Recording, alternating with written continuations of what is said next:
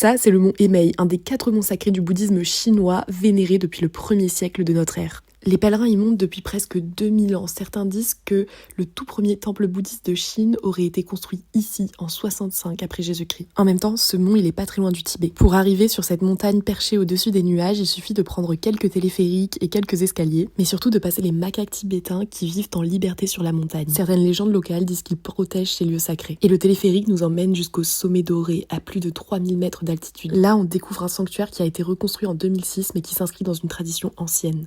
L'original remonte à la dynastie Ming. Et là-bas, on découvre la plus grande représentation de Samantabhadra au monde, une construction titanesque perchée au-dessus des nuages. Un Samantabhadra, c'est un bodhisattva. Si ça vous avance pas, en gros, dans le bouddhisme, on a 2 types de guides. On a le Bouddha qui est allé au bout du chemin, qui a trouvé la paix et qui ne revient plus.